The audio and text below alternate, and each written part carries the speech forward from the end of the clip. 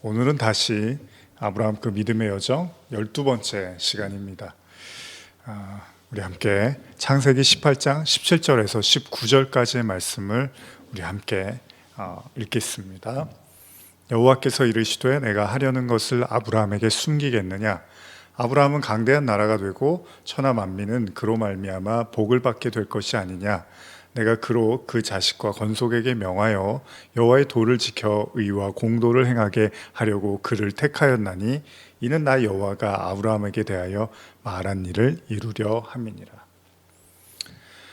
그렇습니다. 우리는 지난 11번째 시간이었죠. 아브라함 그 믿음의 여정 11번째 시간 창세기 18장의 상반 앞부분의 내용을 통해서 99세가 되는 시점에 하나님께서 아브라함에게 나타나셔서 약속의 자손을 주시겠다는 그런 말씀을 하셨고요. 그리고 나서 18장, 17장, 18장 이렇게 넘어오면서 사라에 대한 이야기도 등장을 하는 것을 우리는 알고 있었습니다. 하나님께서는 사라를 통해서도 이런 말씀을 나타내셨는데 결국은 아브라함도 그랬지만 사라도 비웃게 되는 거죠. 두 사람 다 하나님의 언약과 약속에 대해서 신뢰를 하지를 못하고 있습니다.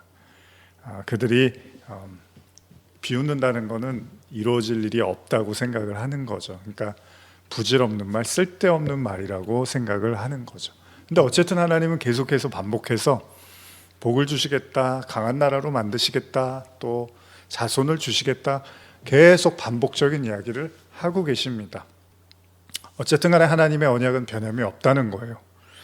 아브라함과 사라는 믿음이 굉장히 연약할 수밖에 없죠. 많은 시간을 또 기다렸기 때문에요. 그래서 비웃는 거잖아요. 그런데 하나님은 그렇지가 않은 거예요. 하나님은 아니다, 아직 이루어지지 않았다고 해서 낙심하지 말아라, 무시하지 말아라, 나는 반드시 그 일을 이룰 것이다 라고 말씀을 하십니다. 자, 그러면 이제 그 다음 내용은 뭐가 되어야 되겠죠? 당연히 이제 약속의 자녀가 태어나는 그런 장면을 우리가 기대할 수 있잖아요. 그런데 오늘 이 본문, 지금 읽은 본문 다음에 갑작스러운 하나의 사건이 등장을 하는데 그게 뭐냐면 느닷없이 하나님께서 소돔과 고모라에 대한 심판을 언급을 하십니다. 한번 이 내용도 같이 한번 읽어보겠습니다. 창세기 18장 20절에서 21절인데요. 여호와께서 또 이르시되 소돔과 고모라에 대한 부르짖음이 크고 그 죄악이 심히 무거우니 내가 이제 내려가서 그 모든 행한 것이 과연 내게 들린 부르짖음과 같은지 그렇지 않은지 내가 보고 알려 하노라. 하나님은요, 아브라함에게 자신이 하는 일을 숨길 이유가 뭐가 있겠냐고 말씀을 하시면서 갑자기 소돔과 고모라의 죄악에 대한 이야기를 하십니다. 그들의 죄가 너무나 크고 무거워서 그 실상을 알아보기 위해서 그리로 가시겠다는 말씀을 하십니다. 소돔과 고모라 하면 뭐가 떠오르시죠, 여러분? 물론 뭐 부패하고 죄가 많고 멸망하고 우리 이제 이런 내용을 알고 있지만 아브라함이 이제 들었을 때는 뭐가 떠오르죠? 당연히 조카 롯이 떠올랐을 겁니다. 뭐 여러분들도 어느 지역 하면 그 지역에 누가 살고 있으면 그 사람이 가장 먼저 떠오를 거 아니에요? 아마도 그 땅에 대한 심판을 언급을 하시는데 지금 아브라함이 깜짝 놀라는 거죠. 거기에 조카 롯이 사는데? 근데 하나님이 소돔과 고모라 심판을 지금 말씀을 하시니까 당황한 나머지 아브라함이 뭐라도 얘기를 해야 되잖아요. 조카 롯을 살리려면. 창세기 18장 23절에서 25절도 한번 읽어볼까요? 아브라함이 가까이 나아가 이르되 주께서 의인과 악인을 함께 멸하려 하시나이까? 그 성중에 의인 50명이 있을지라도 주께서 그곳을 멸하시고 그 50의인을 위하여 용서하지 아니하시리이까? 주께서 이같이 하사 의인을 악인과 함께 죽이심은 부당하오며 의인과 악인을 같이 하심도 부당하니이다. 세상을 심판하시는 이가 정의를 행하실 것이 아니니까. 소돔과 고모라에 대한 심판에 대한 이야기를 들은 아브라함은 도대체 이해가 안 갑니다. 당시에 인구수가 얼마인지는 모르겠지만은 거기 사람들이 꽤 많이 살 텐데 아니 느닷없이 그 도시를 심판을 하시겠다는 게 가당키나 한 이야기입니까? 이것을 위해서 이제 아브라함이 제시하는 게 뭐냐면 선한 사람이에요. 의로운 사람. 그러니까 뭐죠? 하나님, 의로운 사람들이 같이 거기 살고 있을 텐데 어떻게 그 도시를 통째로 심판을 하신다는 겁니까? 그러면서 아브라함이 제시한 게 뭐죠? 의인 50명입니다. 선한 사람 50명이 소돔과 고모라에 살고 있다면, 그런데도 불구하고 하나님이 그 도시를 심판하는 거는, 이거는 정말로 있어서는 안 되는 일 아닙니까? 어떻게 하나님이 악인과 선인, 의인을 같이 대우하십니까? 이런 얘기를 해요. 아브라함이 왜 이런 말씀을 드렸을까요? 하나님께 감히. 근데 우리가 잘 알고 있는 것처럼 분명히 소돔과 고모라에 살고 있는 조카 롯을 보호하기 위해서였다라고도 생각을 할 수 있을 거예요. 근데 단지 그것을 위했을까? 그러면 하나님이 이렇게 너무 경솔하십니다. 하나님 의로운 거 맞으세요? 이런 말까지 던지는 걸 보면 저는 오히려 이렇게 생각해요. 사실 조카 롯을 보호하고 싶었다면 그냥 바로 얘기를 하면 되잖아요. 하나님, 거기 제 조카가 사는데 죽으면 어떡합니까? 도와주세요. 직접적으로 하나님께 요청을 했을 수도 있을 거예요. 근데 아브라함이 18장 25절처럼요, 굉장히 부당한 처사입니다라고 말을 하고, 심지어는요, 하나님은 의롭지 못합니다, 불의합니다, 그렇게 하면 안 됩니다라고 하나님한테 훈수를 두고 있다는 겁니다. 감히 말입니다. 아브라함이 그런 관점에서 생각해 본다면 지금 아브라함은요, 단순히 자신의 조카 롯만을 보호하기 위한 것을 넘어서서 하나님에 대해서 이제 도무지 이해를 할 수 없겠다는 자신의 의견을 피력하는 것으로 보입니다. 그렇습니다. 심판이라는 건 뭐 물질 세계, 건물이라든지 뭐 이런 것들을 가지고 뭐 재산이라든지 그런 것을 심판한다면 잠잠할 수 있을 수 있어요. 그런데 문제는 뭐냐면 사람까지 같이 거기서 모조리 다 심판을 받는다는 건 아브라함도 이해하기가 어려웠다는 겁니다. 성경은요, 근데 인간의 심판과 구원에 대한 언급이 계속해서 반복적으로 나오고 있는 책입니다. 우리가 잘 아는 것처럼 모든 인간은 범죄를 하고 하나님의 영광에 이를 수가 없잖아요. 그래서 영원한 죽음, 멸망의 상태에 놓여 있는 게 성경의 증언입니다. 그리고 성경은 오로지 그런 상태에 있는 인간이, 절망적인 상태에 있는 인간이 회개를 통해서 예수 그리스도를 영접한 자들에게만 영생이 주어진다, 그렇지 않으면 영원한 심판이 기다린다라고 말하고 있습니다. 사실 이런 점이요, 신앙을 단순히 감상적으로나 취미나 교양으로 생각해서는 안 되는 점입니다. 여러분, 영원한 죽음과 영원한 생명의 기로에서 이걸 가볍게 여기면서 신앙생활 한다는 건 있을 수가 없는 일입니다. 저도 오래전에 처음 복음을 접하고요, 미친 듯이 전도를 해야겠다는 그런 생각을 한 적이 있었습니다. 그때는 제가 전도를 하지 않으면 누군가 지옥 갈 거라는 생각을 하고 있으니까 굉장히 마음이 불편했고 아팠던 때가 있습니다.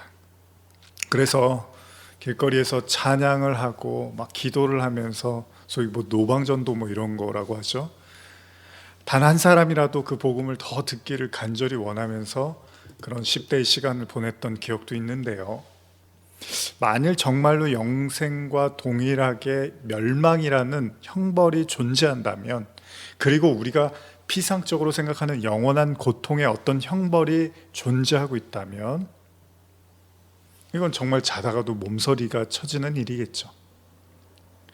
물론 죽은 자는 말이 없습니다.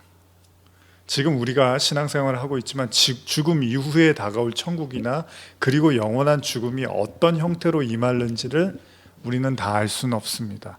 다만 우리가 추측하는 것은 천국은 무척이나 기쁘고 자유롭고 행복할 거고, 동시에 심판을 받게 되면 영원한 멸망과 죽음이라는 겁니다.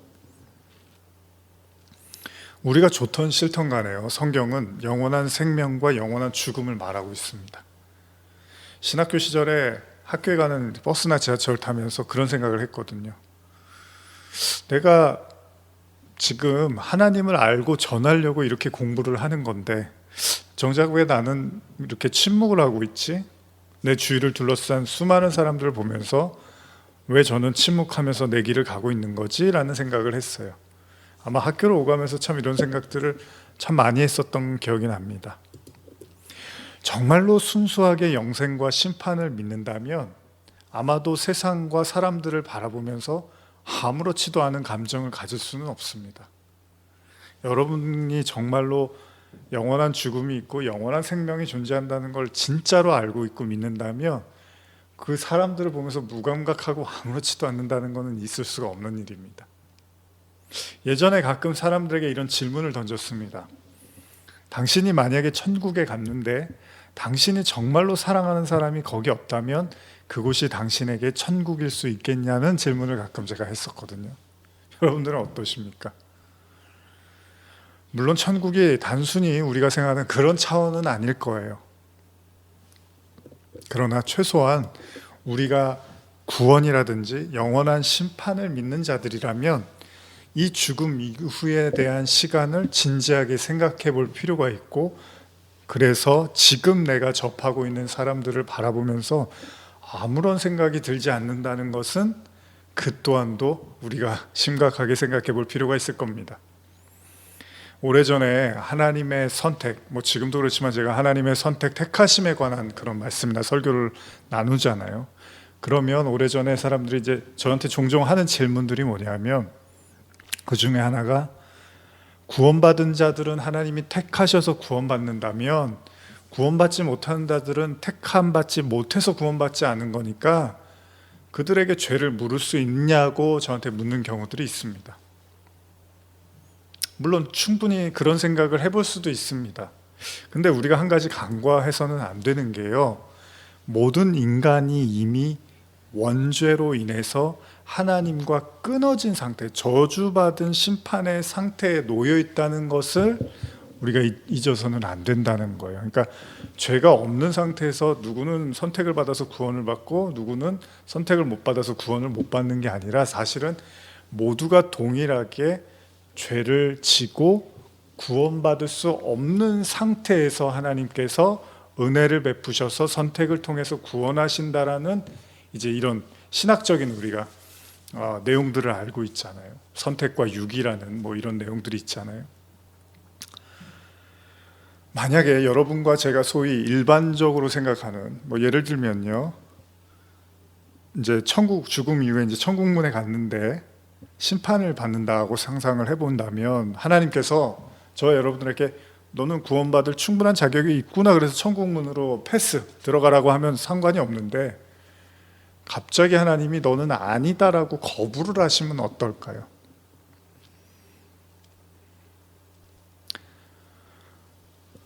예수님은 실제로 이런 부류의 사람들에 대한 이야기를 하신 적이 있습니다. 오랜만에 한번 읽는 구절인데 여러분 잘 아시는 마태복음 7장 21절에서 23절 읽어볼까요?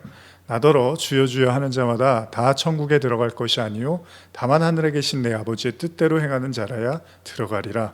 그날에 많은 사람이 나더러 이르되 주여 주여 우리가 주의 이름으로 선지자 노릇하며 주의 이름으로 귀신을 쫓아내며 주의 이름으로 많은 권능을 행하지 아니하였나이까 하리니, 그때 내가 그들에게 밝히 말하되 내가 너희를 도무지 알지 못하니 불법을 행하는 자들아 내게서 떠나가라 하리라. 너무나 많이 들은 말씀이죠. 참 무서운 말씀이에요 사실. 그런데 예수님의 말씀이 뭐냐, 마지막 시간이 왔을 때, 천국의 때가 될 때 자신은 당연히 천국에 들어갈 거라고 생각하고 기대하고 있던 자들에 대한 말씀입니다. 그런 그들에게 주님은 나더러 주여 주여 했다고 해서 천국에 들어가는 것이 아니라고 말씀하십니다. 주님의 이름으로 많은 일을 했다고 자부했던 그들의 생각과는 달리 주님은 아버지의 뜻대로 하지 않았으면 천국에 갈 수 없다고 말씀을 하십니다. 여러분 쉽게 생각하지 마십시오. 이 사람들이 선지자 노릇하고 귀신 쫓아내고 많은 권능을 했습니다. 누구의 이름으로? 주님의 이름으로요. 그 정도의 노력을 가진 사람들이라면 선지자 노릇이 뭐예요? 말씀 전했다는 거 아니에요. 그 정도의 노력을 가지고 지금 신앙생활 하고 있으면 충분히 우리는 당연히 저 사람은 하나님의 사람이겠거니 생각하는 그들이란 말이에요. 근데 주님은 거기에다 대고 아버지의 뜻을 뭔지 모르면 그건 불법이고 그건 구원과 무관한 거야 라고 말씀을 하고 계십니다. 아버지의 뜻이 뭐죠? 저는 십자가라고 정의하고 싶습니다. 예수님이 마지막 순간에 나의 원대로 마시고 아버지의 원대로 하소서, 십자가였잖아요. 그리고 모든 성도가 져야 될 십자가. 그 십자가는 사실은 자기 부인이고 회개고, 그리고 하나님께 모든 걸 맡기는 믿음을 상징하기도 하죠. 어쨌든 간에 그런 의미에서 우리도 십자가를 생각해 본다면 주님이 이미 말씀하셨던 구원의 핵심이 되는 뭐죠? 내가 무언가를 많이 하고, 예를 들면 예수님이요, 제가 주님 십자가는 좀 피해 주시고 다른 건 제가 주님을 위해서 다 할 수 있겠습니다. 그러니까 이 십자가라는 잠만 옮겨 주십시오. 그러면 하나님이 오케이 좋아, 이게 아니잖아요. 하나님은 다른 거는 안 해도 돼, 이 십자가를 지금 지는 것이 너에게 가장 중요한 일이고 네가 반드시 해야 될 일이야. 예수님이 그거를 이렇게 받아들이신 거잖아요. 다시 말하면 구원의 핵심이 되는 십자가는 내가 무언가를 많이 하고 주님의 권능과 이름으로 무언가를 하는 것이 중요한 것이 아니라요, 먼저 자기를 부인하고 자기의 뜻을 굽히고 하나님의 뜻에 순종하는 것, 하나님의 말씀을 듣는 것이 선행되어져야 한다는 겁니다. 얼마든지 자신의 뜻을 굽히지 않고요, 보여주는 수많은 신앙 행위들을 할 수 있다는 겁니다. 여러분도 가슴에 쏟으라고 한번 생각해 보세요. 내가 주님을 위해서 이렇게 하고 이렇게 하고 이렇게 하고 이렇게 했는데, 만약에 정말로 주님이 원하고 계신 그거를 하고 있지 않다면 어쩌면 여러분과 저도 똑같은 예수님께, 그래 네가 많은 일을 했니? 그런데 정작 네가 정말 하나님이 원하시는 것에 대해서는 관심이 없었구나라는 이야기를 듣는다면 우리의 모든 행위와 노력과 그런 것들이 구원과 무관할 수도 있다는 것입니다. 자신의 눈에 보이는 수많은 신앙 행위들로 인하여 그 신앙이 굉장히 풍요로워 보이도록 만들 수 있습니다. 마치 예수님의 비유에 등장하는 부자와 나사로 이야기에 보면, 부자는요 매일마다 자신의 집 앞에서 잔치를 벌입니다. 많은 사람들이 오고 가고 거기서 풍요롭게 먹고 마시고 즐기고 했다는 거예요. 그런데 그것이 그의 구원을 이루지 못했다는 거예요. 분위기가 얼마나 좋아 보입니까? 심지어는 나사로도 거기에서 떨어지는 음식을 먹었다고 기록이 되어 있잖아요. 그런데 그것이 구원을 이루지는 못했다는 겁니다. 여러분, 하나님의 뜻하심을 따라가는 것이 구원의 길이지, 내가 하나님을 위해서, 이게 이제 사울 이야기죠. 우리가 나누고 있는 사울이 정말로 하나님을 위해서 많은 것들을 하려고 했지만 거의 다 거부를 당하죠. 왜요? 하나님이 나중에 뭐라 그래요? 너는 내 말을 들을 생각이 없구나. 네가 하고 싶은 대로는 하려고 하는데 정작 내가 원하는 거에 대해서는 관심이 없구나. 하나님은 순종이 제사보다 낫다고 했습니다. 그러니까 제사, 예배도 마찬가지예요. 예배를 잘 드리는 게 중요한 게 아니라 여러분과 저의 삶 속에서 하나님의 뜻에 귀 기울이고 순종할 수 있어야 되는, 먼저 들어야 되는 거죠. 믿음은 들음에서 나니까 듣고 깨달아야 되는 거예요. 하나님이 뭐를 원하시는구나, 하나님이 이 말씀을 주신 이유가 무엇이구나. 그런데 그런 과정이 없이 내가 주를 위해서 막 다 할게요, 모든 걸 할게요, 다 할게요 라고 얘기를 했다고 해서 그것이 구원과 관련이 꼭 있다고 보장할 수 없습니다.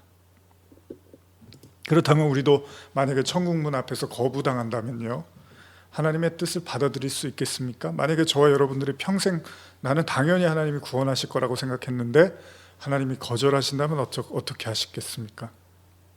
분명히 저와 여러분도 내세울 만한 기억들을 찾아내서 하나님을 설득하고자 부단히 애를 쓸 겁니다.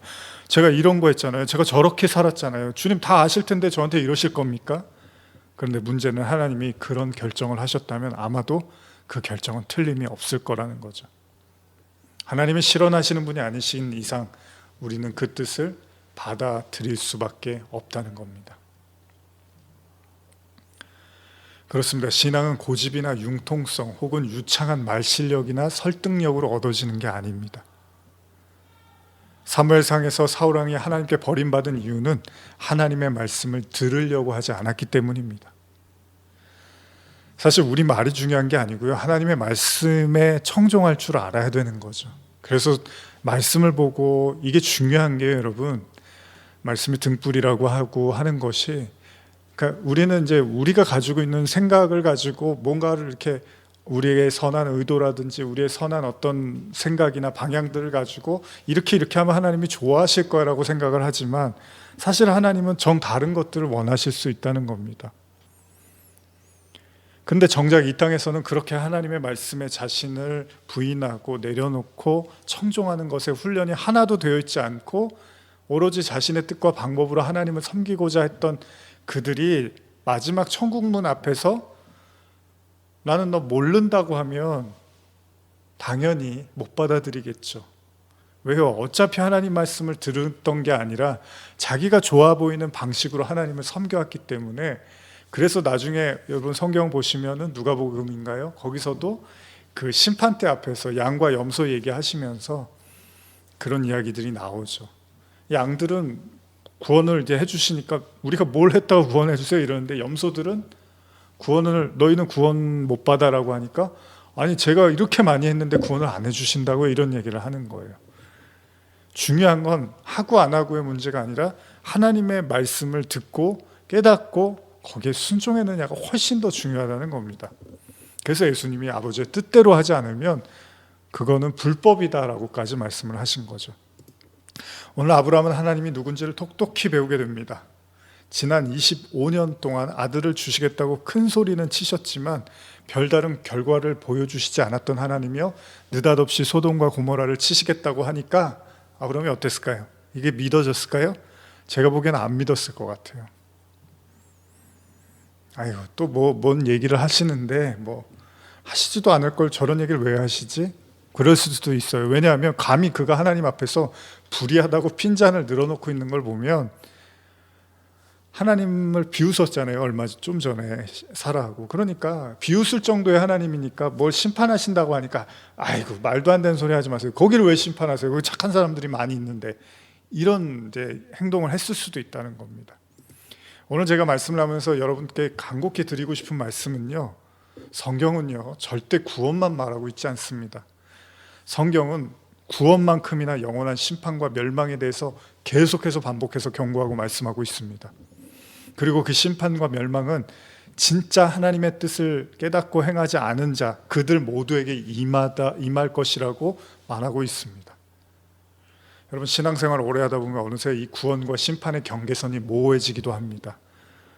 나중에 어떤 얘기를 하냐면 구원하시려면 하고 안 되면 말고, 이런 식으로 지금 아브라함이 하나님을 기만하듯이요, 심판과 구원에 대한 모호한 경계선이 모호해진다는 거예요. 어쩌면 그런 생각을 하는 사람들은 아직도 구원이나 심판이 무엇인지를 잘 모르고 있기 때문일 것입니다. 쉽게 말하면 그것은 영생이나 멸망을 믿지 않는 것이기 때문에 엄밀히 말하면 기독교인 성도라고 보기는 어렵습니다. 우리가 기독교와 타종교를 비교하면서 말할 때 자주 언급되는 게요, 타종교에서는 구원에 있어서 인간의 어떤 행위나 선행이 강조되는 것에 비해서 기독교는 인간의 선행이나 행동보다는 믿음을 강조합니다. 그러나 크리스찬일지라도요, 어느 정도의 시간이 흐르고 나면 물에 물 탄 듯 술에 술 탄 듯 어떤 생각을 하냐면요, 그냥 착하게 살면 구원받는 것이지라는 생각을 하면서 사는, 일반 사람들이 하고 있는 그런 생각을 하면서 나중에는 살게 해도 된다는 겁니다. 그런데 성경은요, 착한 일을 한다고 심판을 피할 수 있다고 말한 적이 단 한 번도 없습니다.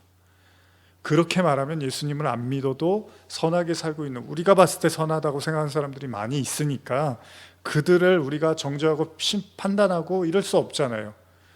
그들이 어렵게 선하게 사니까 그들에게도 어떤 형태로든지 하나님이 보답을 해주시겠구나라는 생각을 할 수 있잖아요. 그런데 성경은 절대 그렇지 않습니다. 그렇기 때문에 지금 여러분들의 신앙을 점검해 보셔야 될 필요가 있습니다. 여러분들은 영생과 심판, 영생만 믿는 게 아니라 영원한 심판도 믿는 자들인가? 아니면 구원을 받으면 받는 거고 아니면 말지, 이런 생각을 하면서 사는 것인지 생각해 볼 필요가 있습니다. 창세기 18장 26절 한번 계속 읽어볼까요? 여호와께서 이르시되 내가 만일 소돔 성읍 가운데서 의인 50명을 찾으면 그들을 위하여 온 지역을 용서하리라. 하나님은 간단하고 아주 명확하게 대답을 하십니다. 그래? 만약에 소돔과 고모라에 50명의 의인이 있으면 데리고 와. 그럼 나는 용서하고 심판을 취소할게. 드디어 하나님과 아브라함과의 논쟁이 시작됩니다. 이미 앞서도 말한 것처럼 신앙은요, 떼쓰거나 고집 부려서 되는 게 아닙니다. 하나님이 한번 결정하신 일은 번복되지가 않습니다. 아브라함은 자신의 첫 이야기에 하나님이 어느 정도 수긍하실 것이라고 생각했던 것으로 보입니다. 문제는 그의 생각이 완전히 틀렸다는 겁니다. 계속 읽어볼까요? 27절, 28절입니다. 아브라함이 대답하여 이르되 나는 티끌이나 재와 같사오나 감히 주께 아르나이다. 50의인 중에 5명이 부족하다면 그 5명이 부족함으로 말미암아 온 성읍을 멸하시리이까. 이르되 내가 거기서 45명을 찾으면 멸하지 아니하리라. 아브라함은 요상한 방식으로 하나님과 씨름 아닌 씨름을 하는데요, 설득이죠.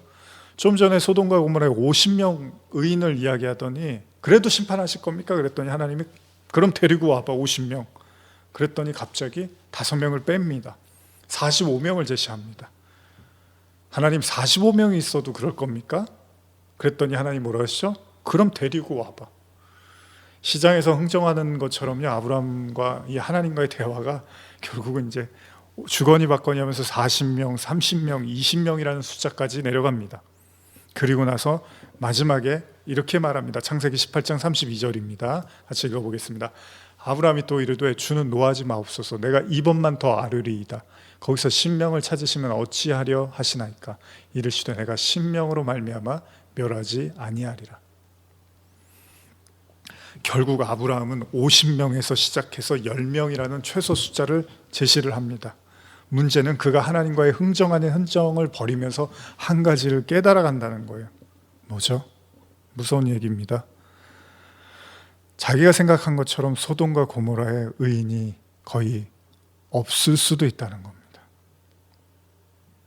그리고 그는 어쩔 수 없이 마지막 숫자인 10명을 제안하는데 거기서도 하나님은 똑같은 말씀을 하십니다. 물론 아브라함이 19, 8, 7, 6, 5 여기까지 내려가는 숫자를 제시하지 않았기 때문에 혹시 10명 아래의 의인이 있었을까라는 생각을 하실지도 모릅니다.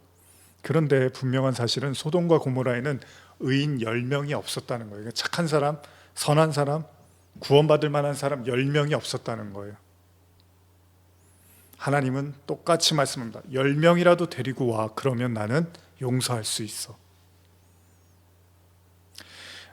여러분들이 이미 아시기 때문에 소돔과 고모라 심판 이후에 살아남은 자가 아브라함의 조카 롯입니다.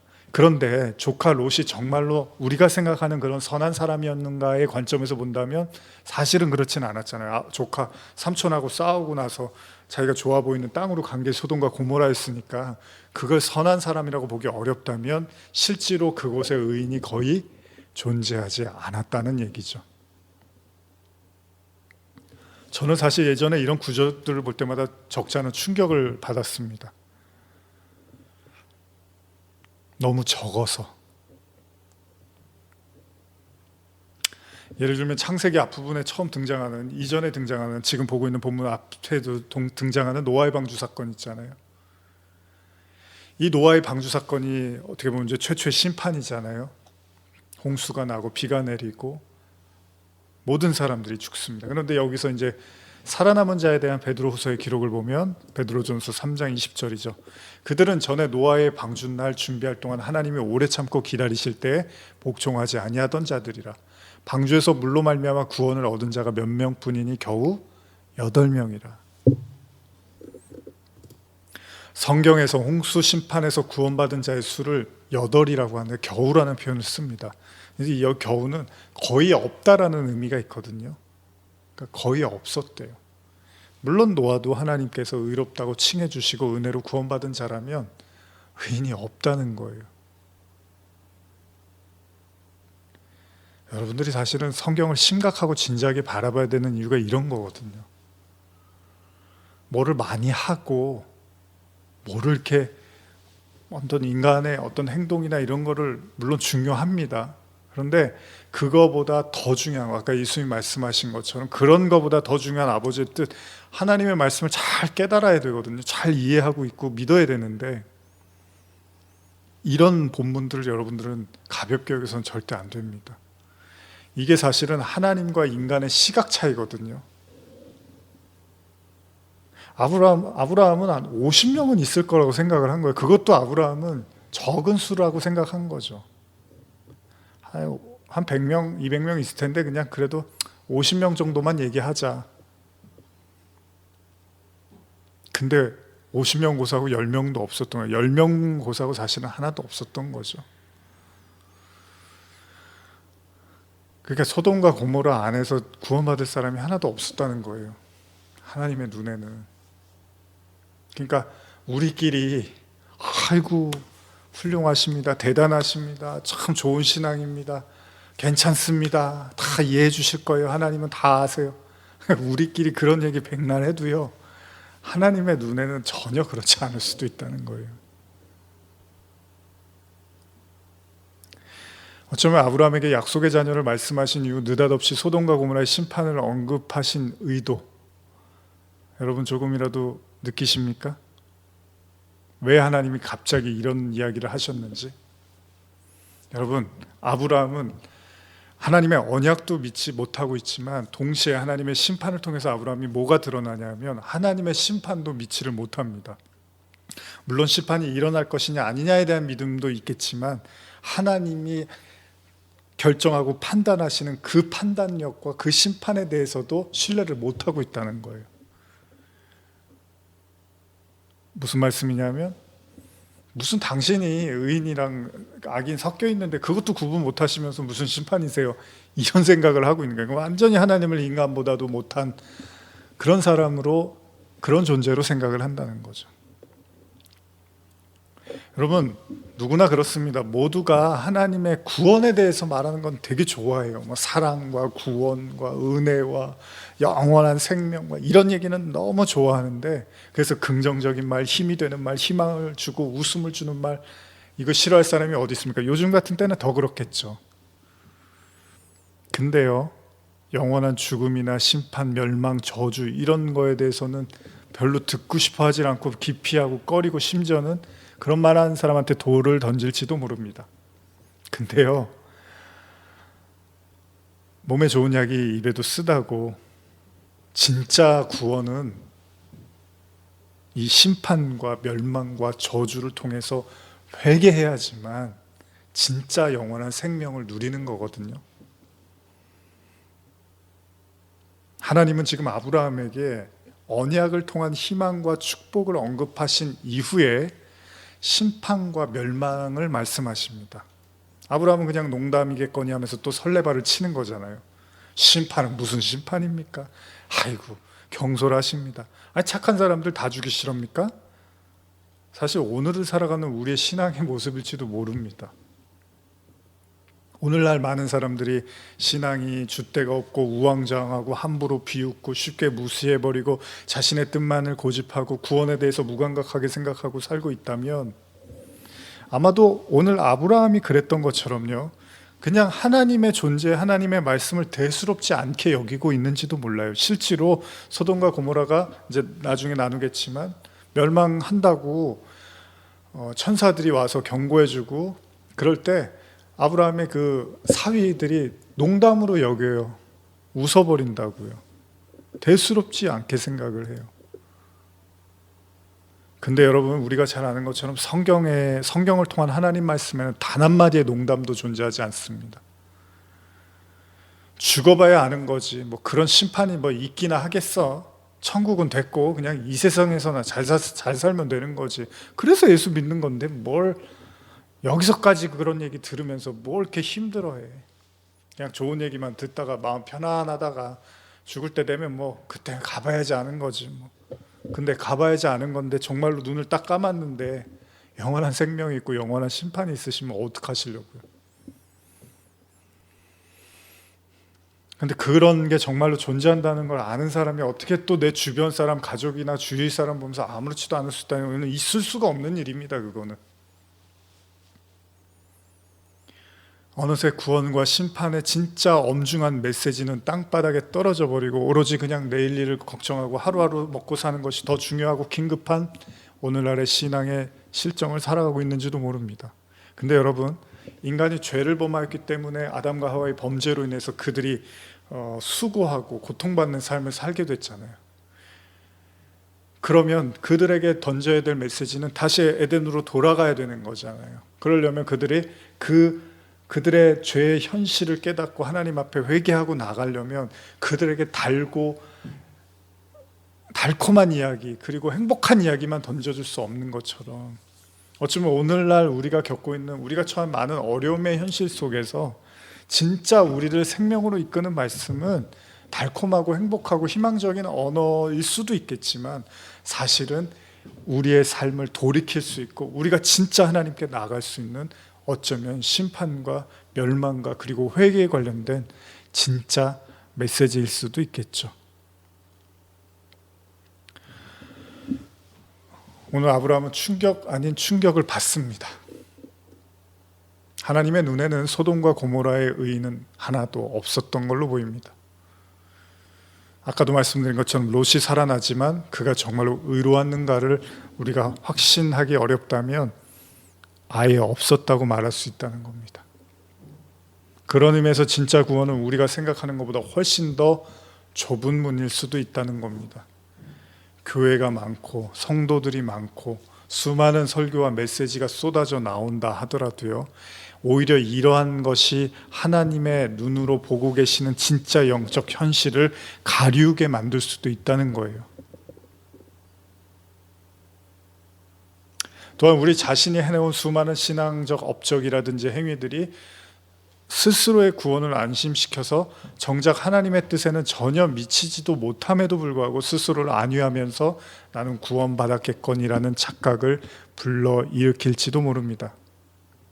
놀라운 사실은 하나님께서 약속의 자녀는 오랜 시간, 거의 25년을 기다리신 후에 주셨지만 그가 심판하시겠다고 말씀하신 소돔과 고모라는 바로 시행을 하십니다. 무슨 이야기입니까? 이미 참을 만큼 참았다는 겁니다. 그리고 더 이상 참는 것이 무의미하다고 판단되시자 아브라함에게 이야기를 꺼내신 거고요. 지금 이 순간에도 하나님은 우리를 참고 계시는지도 모릅니다.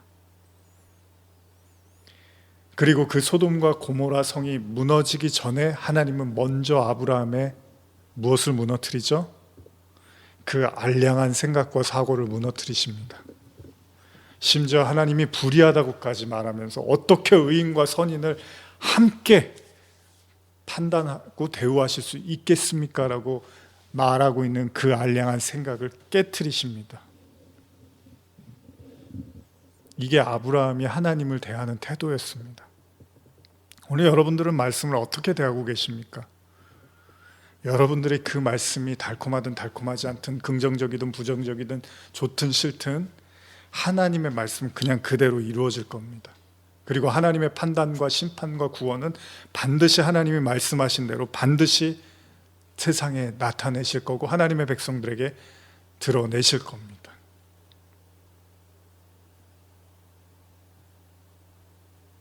오늘 이 설교를 듣는 여러분들에게도 꼭 나누고 싶습니다. 저는 심판에 관한 설교를 적지 않게 해왔던 것으로 생각이 됩니다. 그렇다고 해서 그런 말씀들이 꼭 회개와 하나님께 더 가까이 나가는 그런 모습을 꼭 보여주는 건 아닌 것 같아요. 왜 그러냐 하면 우리는 다 적당히 받아들이려고 하는 속성이 있잖아요. 아브라함처럼 적당히, 아이 하나님 의인 50명 있으면 어떡하려고, 무슨 심판입니까? 그러니까 자기 눈으로 심판을 보지를 않는 이상 아브라함은 하나님이 심판 안 하실 거라고 생각을 했겠죠. 근데 10명이 없고 의인 10명이 없고 진짜 하나님이 심판하시는 걸 보고 나서야 아브라함 정신이 바짝 들었겠죠. 하나님 말씀을 기만하지 마시기 바랍니다. 성경은 구원만 말하고 있지 않습니다. 기독교는 기분 좋으라고 하는 종교가 아닙니다. 교회 나오면 기분 좋으려고 교회 나오는 게 아닙니다. 물론 기분 나쁘려고 나오는 것도 아니지만 여러분과 우리가 모든 인류가 처한 현실로부터 구원받기 위해서 나오는 거지, 그 현실이 멸망이고 저주고 영원한 죽음인 것을 아는 자들이 하나님께 구원해달라고 부르짖고 요청하기 위해서 나오는 거지, 일주일 사는 것도 피곤하고 힘들고 일도 잘 안 풀리는데 교회 와서 위로나 받고 힘이나 좀 나야지. 물론 그런 역할도 있고 그런 기능도 있습니다. 그러나 그것이 본질은 아닙니다. 최소한 여러분과 제가 다니는 교회의 말씀을 통해서 이런 얘기를 들으면 안 되는 거잖아요.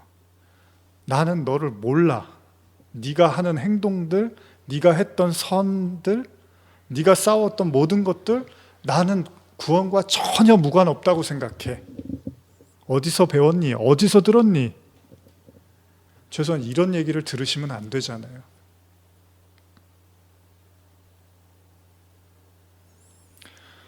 하나님의 엄중한 말씀, 그리고 그 심판을 통과해야지만 얻게 되는 구원. 여러분들 생각대로 살지 마십시오. 여러분들 생각이 꼭 맞으시는 게 아닐 수도 있습니다. 하나님 말씀을 청종하십시오. 그리고 진지하게 고민하십시오. 곱씹어서 의문이 나고 도대체 이게 무슨 뜻인지를 잘 모르면 정말로 진지하게 또 찾아보고 생각하고 기도하고 그냥 적당히 넘기지 마십시오.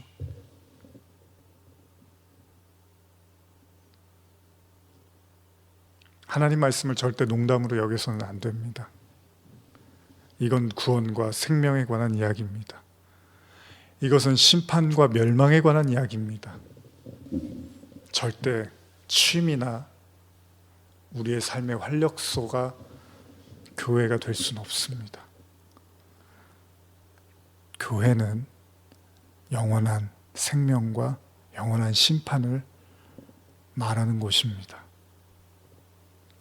마태복음 7장 13절에서 14절 읽고 마치겠습니다. 좁은 문으로 들어가라. 멸망으로 인도하는 문은 크고 길이 넓어 그리로 들어가는 자가 많고 생명으로 인도하는 문은 좁고 길이 협착하여 찾는 자가 적음이라. 제가 현대어로 한 번 더 읽어드릴게요. 하늘나라는 좁은 문으로만 들어갈 수 있다. 지옥으로 가는 길은 넓고 그 문도 커서 쉬운 길을 택한 많은 사람이 다 그리로 들어간다. 그러나 생명으로 들어가는 길은 좁고 그 문도 작아서 그리로 찾아드는 사람이 별로 없다. 기도하시겠습니다. 하나님 아버지, 이제 오늘부터 소돔과 고모라 성에 대한 말씀을 아마 몇 주에 걸쳐서 나누게 될 것입니다.